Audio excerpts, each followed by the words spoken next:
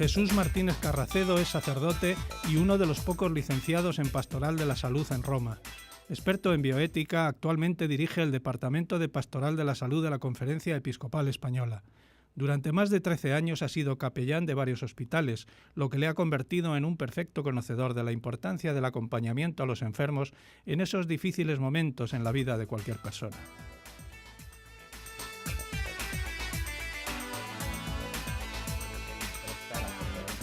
Ya. Porque la conferencia se lo pidió, claro. ¿Y cuánto tiempo ha estado ahí? 4 años y medio. 4 años y medio. Como director del Departamento de Pastoral de la Salud de la Conferencia Episcopal. ¿Eso qué es? ¿A qué se ha dedicado usted en estos 4 años? Pues en estos 4 años, en este departamento es un servicio de la Conferencia Episcopal para coordinar la pastoral de la salud en las 70 diócesis españolas, las 69 territoriales más la castrense, que aunque alguno dice, ¿y la castrense por qué? Porque tiene 2 hospitales castrenses, uno en Madrid y otro en Zaragoza. Y entonces coordinamos la parte hospitalaria, la parte del trabajo en los hospitales, la parte de visita y acompañamiento a los enfermos en las parroquias. También un poco asesoramos en los acuerdos que hagan las autonomías. Saben que la sanidad está transferida, entonces hay un acuerdo marco, pero después asesoramos también a las provincias eclesiásticas en ese ámbito. Tenemos también de alguna forma relación con los hospitales católicos, de religiosos y religiosas, un poco todo ese campo. También un poco la luz bioética en los campos, sobre todo relacionados más con la salud. Estamos hablando de asistencia religiosa en los hospitales públicos y privados. A veces surgen voces por ahí que dicen, bueno, ¿por qué la Iglesia Católica se mete en una función de un centro público dependiente de un Estado confesional y está dando un servicio religioso? Sí. A usted seguramente se lo han dicho muchas veces. Sí, pero realmente el discurso no tiene que ser ese. La Iglesia ya estaba en los hospitales. Desde que Jesús empezó a cuidar a los enfermos y a curarlos, la Iglesia a lo largo de la historia pues fue acompañando a los enfermos. Estaba presente, todos los que somos un poco más mayores recordamos a las religiosas en los hospitales, ¿verdad? Cuando se hizo el acuerdo con los acuerdos con el Vaticano, pues se hicieron después acuerdos a nivel de Iglesia-Estado. Y uno de ellos fue de asistencia religiosa, pero no porque la Iglesia estuviese en el hospital, sino que fue al revés. El Estado nos pidió que la Iglesia garantizásemos la calidad de la asistencia religiosa de las personas creyentes en España. Es decir, es un derecho del paciente que pide que el Estado le garantice poder vivir su religión cuando está en situaciones de dificultad para acudir a su centro de culto. En este caso la ley habla de 3, ¿no? Habla de hospitales cuando uno está enfermo, habla de cárceles cuando uno está encarcelado, cuando uno trabaja en el ejército y está en el ejército. Esos 3 son en los que el Estado, por la ley de libertad religiosa, afirma que garantizará que todo cristiano pueda seguir viviendo su fe desde ahí. Claro, porque todos nos hemos encontrado o nos vamos a encontrar en el proceso de la vida en algún momento complicado en un centro de estos, ¿verdad? En un centro sanitario. Yo creo que en situaciones sobre todo de extrema gravedad o en momentos muy críticos del enfermo, yo no sé si surgen más los sentimientos religiosos que a lo mejor están ahí dormidos o latentes y de pronto, viéndote en una situación realmente extrema, si eso brota de una manera especial y se requiere más esa ayuda, ese seguimiento por parte de la Iglesia, ¿no? Sí, en la vida a veces vamos, y lo vivimos cada día, ¿no? Vamos metidos en un ritmo que a veces está lleno de prisas hacia ninguna parte. Y cuando la enfermedad se te aparece en la vida, ¡plac!, te da un golpetazo y te dice, para que tú no lo dominas todo.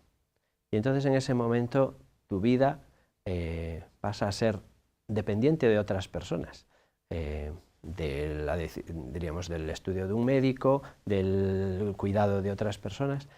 ¿Y eso qué provoca? Pues puede provocar en algunas personas el encuentro con el sufrimiento hasta el ateísmo, lo decía el Papa Juan Pablo II en Salvifici Doloris o el Vaticano II, ¿no?, en Gaudium et Spes.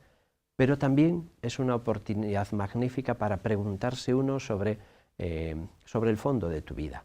Y el fondo de tu vida y las preguntas por el más allá, por la muerte, por la vida, por el cómo, por con quién voy a vivir esto, el tema de la confianza en los demás, la confianza en Dios, pero también la confianza en el médico, la confianza en las enfermeras, en quien te va a cuidar, la confianza en aquel que te puede acompañar a responder a esas preguntas, que la gran mayoría de las preguntas existenciales, decía un biblista, Ángel Núñez, que no están hechas para ser respondidas, sino para ser vividas.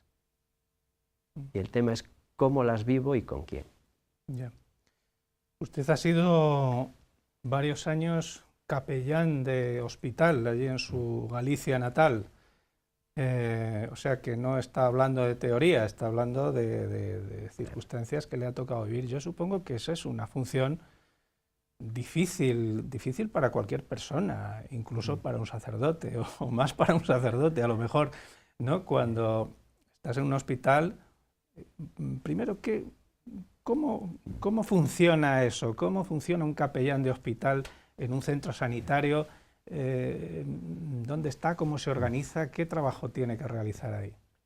Bueno, en primer lugar, el capellán o los capellanes, si el hospital tiene más de 150 camas, pues forman un equipo, un servicio religioso. El servicio a veces en la Iglesia pensamos que es algo voluntario. No, dentro de un hospital el concepto servicio es como el servicio de cardiología, el servicio de neurología, el servicio de pediatría, es un equipo con unos horarios de trabajo, con una calidad asistencial, con una formación y con una atención al público. Y nosotros, ese servicio religioso tiene que ser así. Es un servicio del hospital que los cristianos deben aprovechar y que creo que debemos decir también aquí que todos los cristianos, eso está para ellos, no solo puesto por la Iglesia, sino puesto por el Estado. Y por lo tanto deben aprovecharlo. Aprovechar no quiere decir que cuando esté muy mal, pues llama al capellán para que me dé la unción, para que celebre la unción de los enfermos, sino si ahí hay un sacerdote, pues conocerlo, saludarle cuando esté hospitalizado. Mire, yo soy un creyente de tal parroquia, estoy aquí, pues quería conocerle, quería saber quién es usted, porque si en algún momento lo necesito, pues ya puedo llamarlo y tengo cierta confianza con usted para después vivir momentos más delicados. Por eso el capellán tenemos que estar en esos momentos. Tenemos que estar en los momentos primeros, en los momentos de conocimiento, pero después, porque además nos van a facilitar en los momentos más difíciles. Yo he tenido momentos muy bonitos con la gente, pero he tenido momentos difíciles y duros. He vivido la muerte de niños con sus padres. Esos son momentos difíciles en que caen lágrimas, también al cura, porque si no, entonces seríamos de piedra, ¿no? Caen lágrimas, pero sobre todo son momentos de poca palabra y de mucho tacto, de mucho lenguaje no verbal. Es un abrazo, es una mirada, es un estar. Yo digo siempre que es el ministerio de la presencia. Es estar al lado de alguien. Sentir esa proximidad, Claro. sentir que no estás solo, que estás ahí por lo que pueda necesitar, ¿no? Pero Claro. supongo que eso el capellán necesita una preparación un poquito especial, ¿no? No sirve cualquiera para eso. Yo no me imagino a todo el mundo haciendo esa labor, ¿no? Claro. A cualquiera. A ver, yo creo que primero se necesita saber dónde estás y con quién y en qué momento estás. Pero eso le pasa al sacerdote que está en el hospital de capellán, con más profundidad pero le pasa al sacerdote que está en la parroquia, que tiene que ir a visitar al enfermo que está en su casa. Y le pasa al padre, a la madre, al amigo, que vas a visitar a tu familiar o a tu amigo, y tienes que saber que no es lo mismo cuando tomabas cañas con él que cuando está enfermo. Y en ese momento te necesita como amigo, pero como amigo en la enfermedad, no como amigo en el bar. Y el capellán es igual. También hay momentos en que te necesitan con una sonrisa, pero hay otros momentos en que te necesitan para hablar en profundidad de lo que están viviendo y lo que están sufriendo. Incluso a veces de expresar pues cabreo con Dios, cabreo con la vida, para poder hacer ese proceso de reconciliación con la historia y con su propia historia, ¿no? Supongo que una labor también que no solamente se hace directamente con el enfermo, sino con su entorno familiar, que está viviendo también esa situación difícil y que no siempre es fácil o no siempre están en disposición de poder acompañar al enfermo todo el tiempo que quisieran, ¿no? El tema de la familia es un tema importante, muy importante. La familia es el otro enfermo. Cuando una persona de una familia enferma toda la familia, porque a todos afecta. Si a ti, el que estás en la calle, a usted o a cualquier uno de nosotros se nos enferma un hermano, nos influye, nos marca, te empiezas a plantear cosas y cambios incluso en tus rutinas. Tienes que ir al hospital, vas a ir a acompañarle a... Si es tu hijo quien se enferma, en esos momentos se te viene el mundo encima. Si es un padre que se convierte en una persona dependiente, te cambia tu vida. Entonces, la familia a veces es el sufriente en silencio, porque al enfermo le permitimos que comparta sus sufrimientos, pero la familia a veces entendemos que tiene que ser la persona fuerte, son los fuertes, pero necesitan vivir también los momentos de sufrimiento internos, ¿no? Por eso en el hospital es muy importante lo que yo a veces llamo la pastoral del pasillo, porque dentro de la habitación el familiar no va a llorar, pero va a salir de la habitación al pasillo para dejar caer una lágrima. Estar al lado de esa persona en ese momento, cuando le cae la lágrima, es acompañar al otro sufriente. Están haciendo una labor asistencial que no es médica, pero que tiene también una importancia curativa o paliativa al menos importante, ¿no? ¿Qué horario tiene un capellán del hospital? Porque sí, me imagino que en cualquier momento alguien puede requerir su presencia. En estos momentos en España todos los hospitales tienen un capellán. Si no es de presencia, es localizado para llegar en el menor tiempo posible, las 24 horas del día, los 365 días del año. Dependiendo del tamaño del hospital, hay más capellanes, porque están estipulados por número de camas, y cuantos más capellanes haya en el hospital, más tiempo de presencia están. Pero lo normal es que en la gran mayoría de nuestros hospitales, que hoy casi todos son hospitales grandes de más de 500 camas, es que al menos durante todo el día haya siempre un capellán de presencia, y la mayoría de las noches también. Después, eso, usted iniciaba preguntando también no solo el horario, sino la labor, ¿no? Labor, sí. Y yo decía, le decía el otro día en una revista médica, digo, el servicio religioso forma parte de la humanización del hospital. Nosotros, el enfermo tiene diversas dimensiones. La dimensión física, que es la que ayudan a curar los médicos y enfermeras. Hay una dimensión psicológica, que normalmente los hospitales grandes tienen una psicóloga o un psicólogo que ayuda en esa parte. Hay una parte social, que está la trabajadora social, y hay una parte espiritual y religiosa, que somos nosotros o las otras religiones que también pueden estar presentes. Por lo tanto, ayudamos a esa atención integral, que se llama hoy atención holística al enfermo, ¿no? Es la humanización de todo el conjunto de las dimensiones de la persona.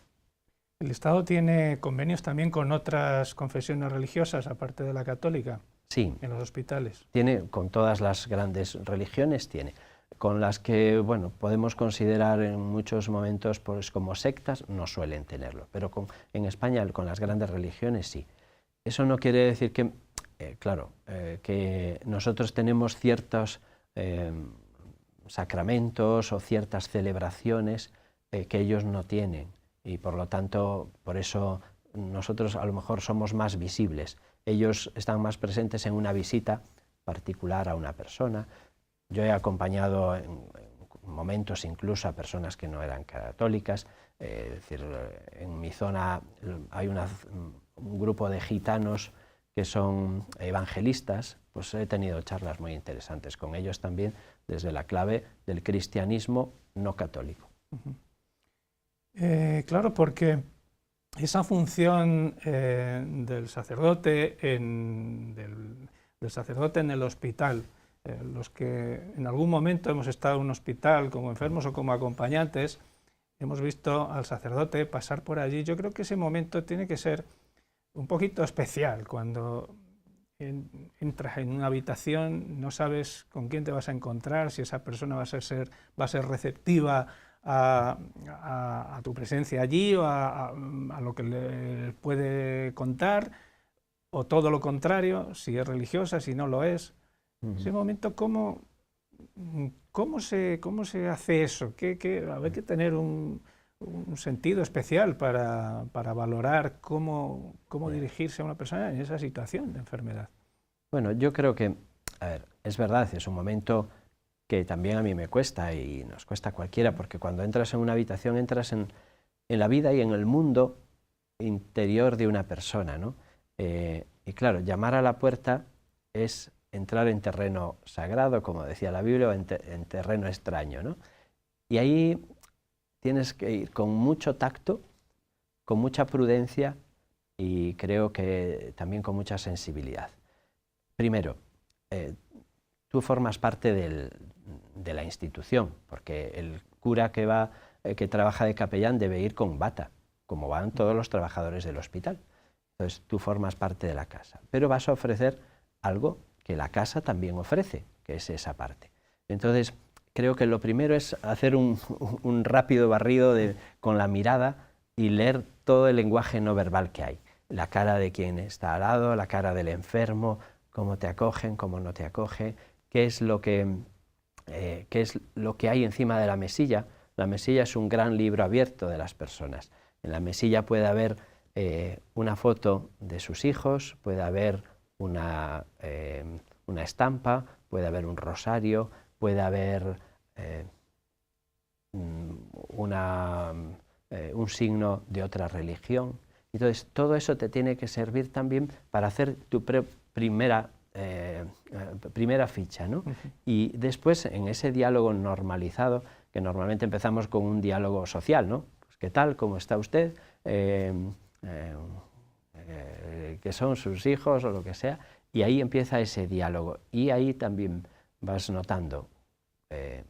Yo siempre, cuando entraba en una puerta de una habitación nueva, siempre decía, soy el capellán, vengo a hacerle una visita. Es decir, con la verdad por delante, porque si no, entonces empezamos a lo mejor a tener una relación desde el desconocimiento que puede llevar a malentendidos.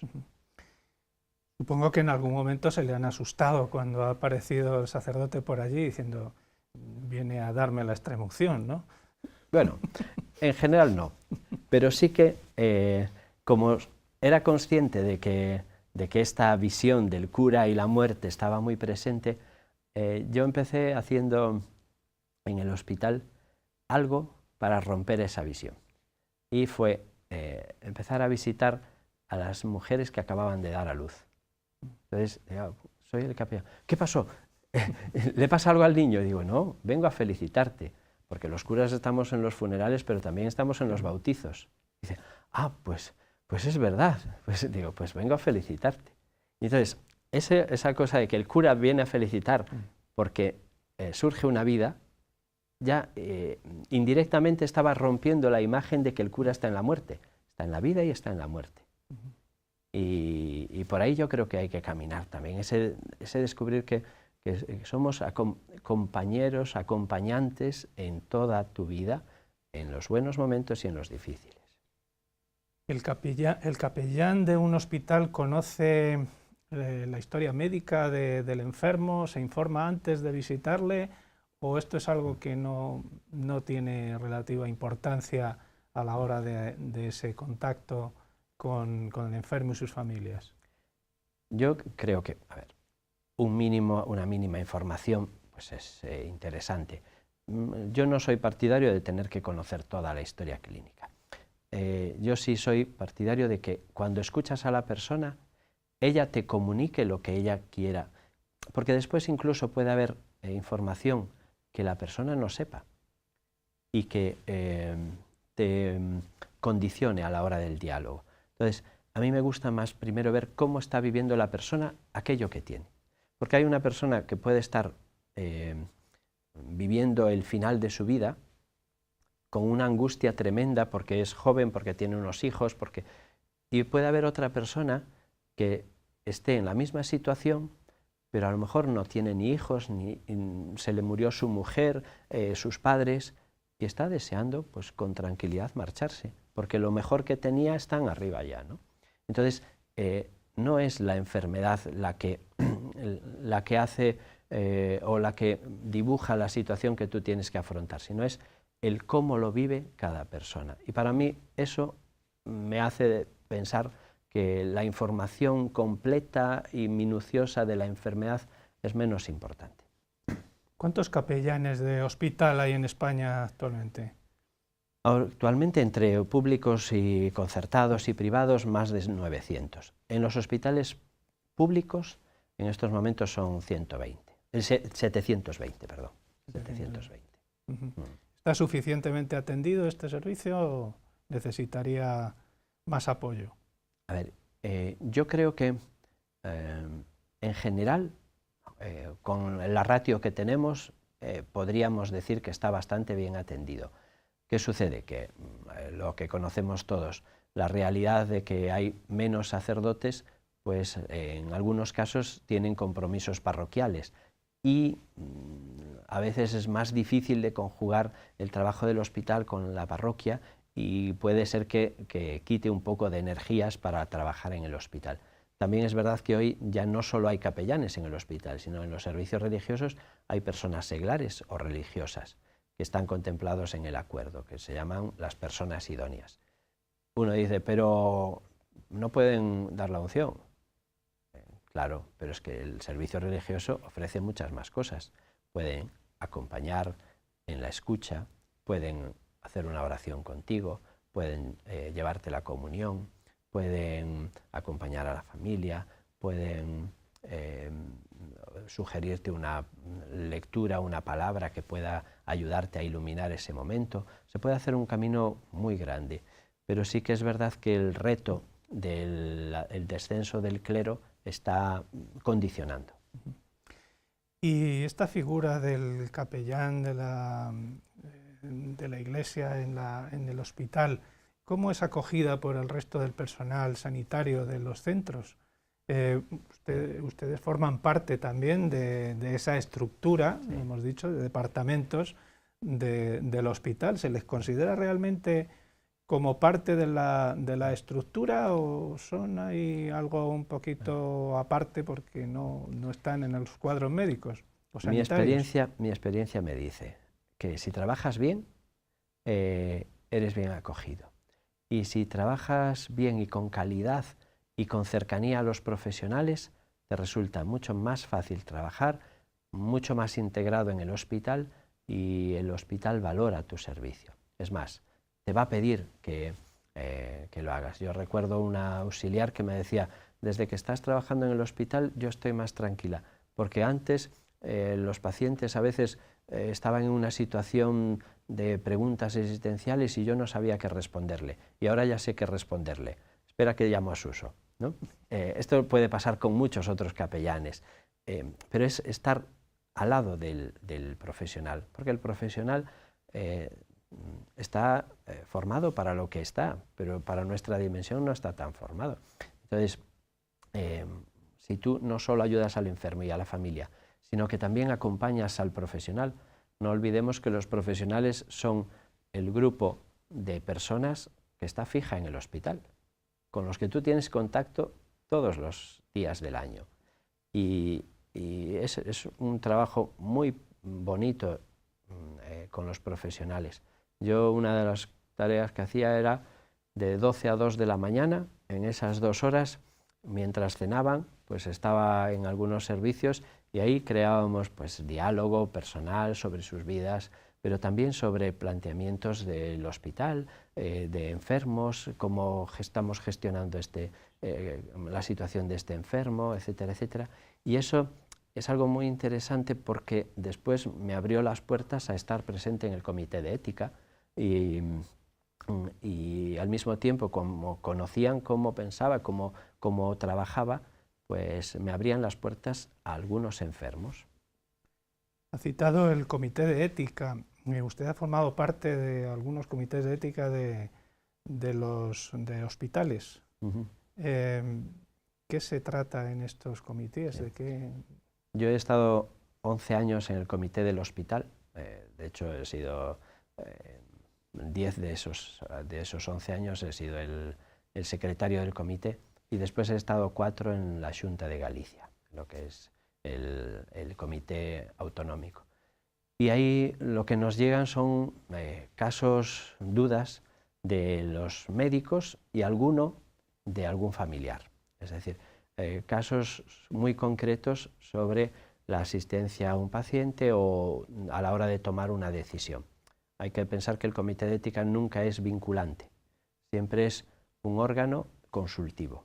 Entonces los profesionales o la familia tienen la capacidad de preguntar cuál es el mejor cauce para resolver esta situación donde hay un conflicto entre el médico que propone una cosa y nosotros que vemos que no lo tenemos claro para decidir ese mismo camino, ¿no? Supongo que los familiares también en ocasiones plantearán dudas o plantearán posibles soluciones ante casos que se vean realmente graves o preocupantes. Estoy pensando en alguien que depende de una máquina, de un respirador, no sabemos si esta persona está realmente viviendo o no está viviendo, ¿no? Claro. Ahí tienen ustedes que tomar la palabra y decidir qué se puede decir en esos casos.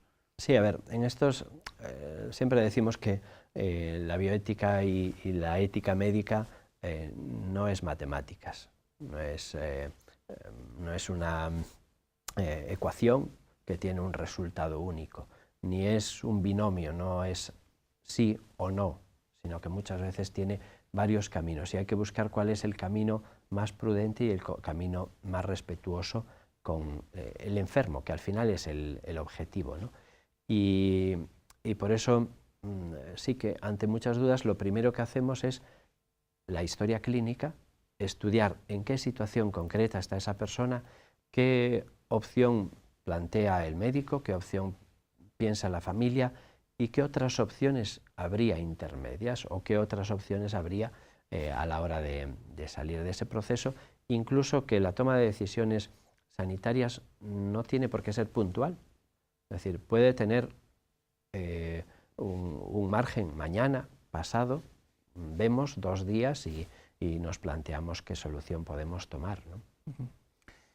Un capellán de un hospital tiene una formación especial distinta de la que tiene cualquier sacerdote en una diócesis normal.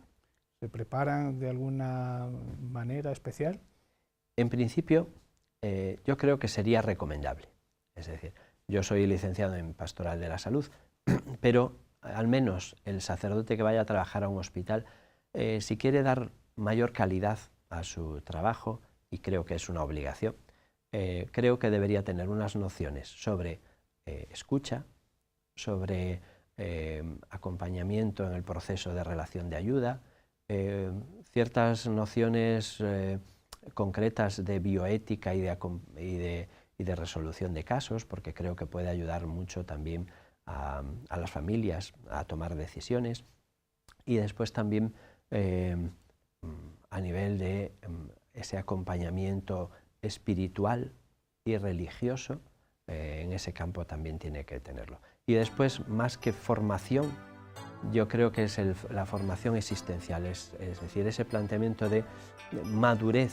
Tiene que ser una persona con madurez de vida, un sacerdote recién ordenado, que no haya vivido a lo mejor ciertas experiencias, igual puede que sufra él, no porque no ayude, sino porque puede pasar a lo mejor por una crisis también de enfrentarse a esas situaciones de dolor. Sí, sí. Bueno, pues yo creo que con esto hemos rematado.